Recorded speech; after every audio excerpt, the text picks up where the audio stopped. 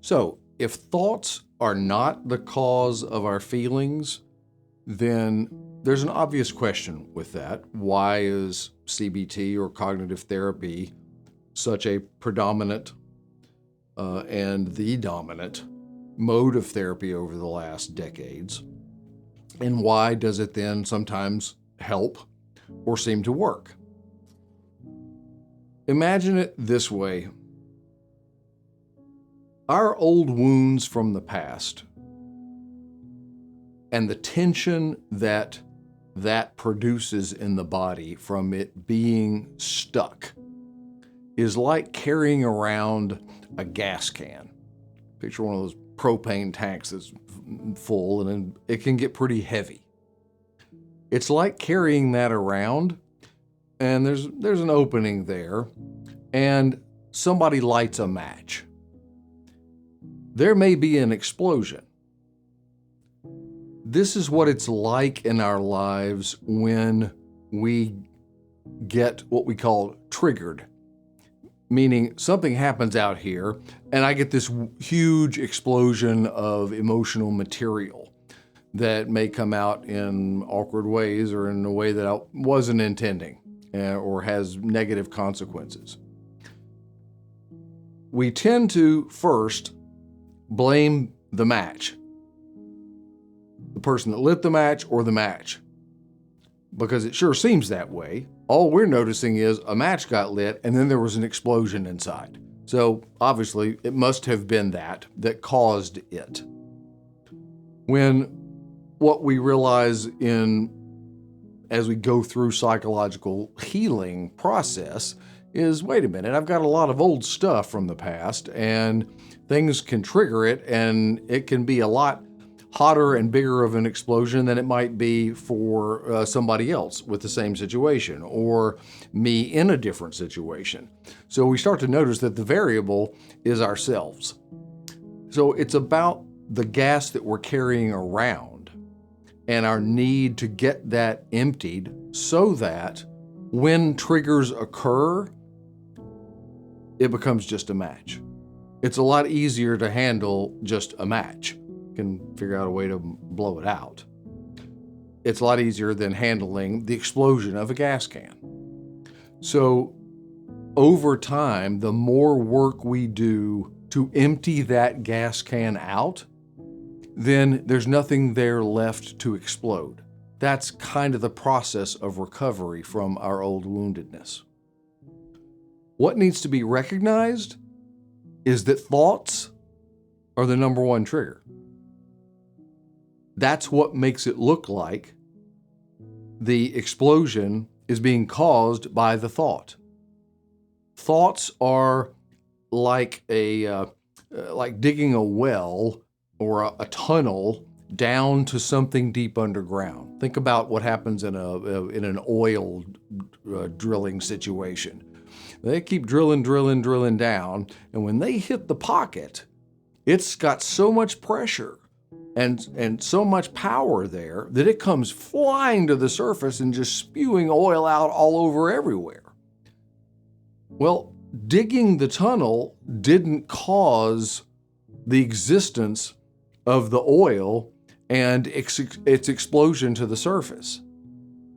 It was ready to do that anytime. It just needed an outlet. It needed a trigger.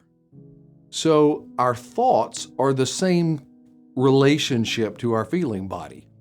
They dig a tunnel down to our deeper pool of old material, the old gas can. So it looks to us or to somebody else as if, well, I had this thought and then this feeling came up, it must have been the cause. It's not any different than any other trigger. It simply dug a tunnel down to what I'm carrying at a feeling level. And like the gas can, the more that I've emptied out of that, or the more that a pocket of oil or water for a well or something under the earth has gone dry, then digging the same tunnel just doesn't do anything. Nothing erupts, nothing happens. It's about changing what we're carrying inside at a feeling level. That's what's actually happening and what needs our loving attention. So Does it help to work on our thoughts? Sure, because it really helps to work on triggers.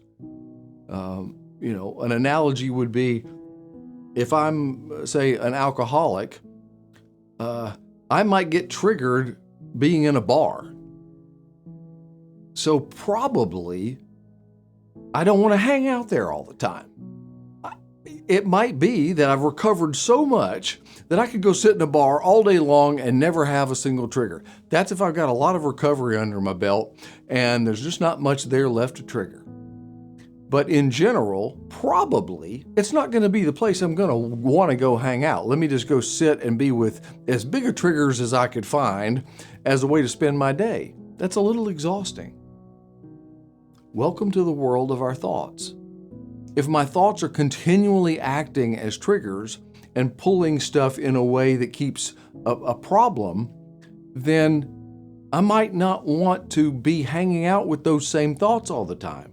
I might want to think about changing some of them. So it is important for us to re-alter a lot of our narratives and our thinking.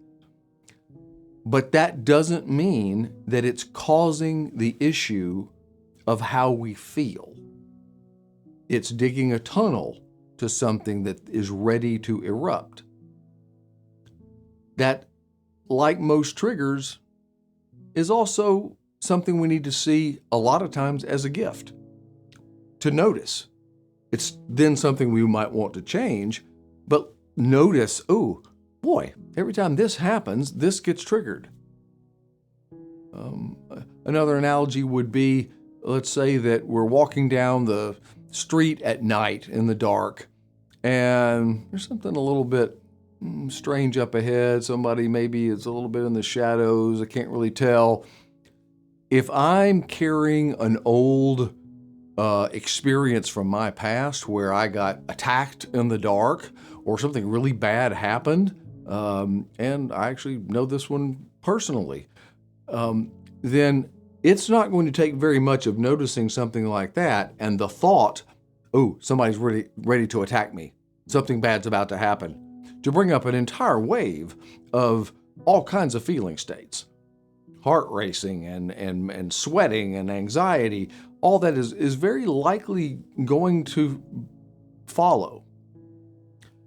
On the other hand, if I don't have any history like that at all, I've gotten used to hanging out at night on streets, I see stuff like that all the time, it's no big deal, then I'm going to see that same situation and I may think to myself, yeah, I wonder, it could be somebody that was going to attack me. Yeah, I don't think so. I might just blow it off and find some humor and just go on with my time. So how I respond to the same stimulus there is totally dependent on what I'm carrying from the past at a feeling level. The same thought, this might be a certain bad situation, doesn't put me into sweats and anxiety just by the thought, just by the concept. It has to have something to draw on. It has to have something from our past that is already sitting there, like an oil thing underneath, waiting to get exploded to the surface, for which that thought is a trigger. So it is not a dismissal of all cognitive types of approaches, but we do need a serious re-understanding of what's actually happening so that we can be paying our deepest attention therapeutically to what we need to do at a feeling level, not trying to fix the triggers all day long. That's what's strange about it, in a way, from a therapeutic level, is we very readily teach in any kind of psychotherapeutic model that we don't want to be blaming the triggers all day long for what we're carrying. That's part of the healing process. But then we turn around in a cognitive model and do exactly that. Blame the trigger and say it's the cause. That's why so often it doesn't get better for decades and decades of sitting on a talk therapy couch.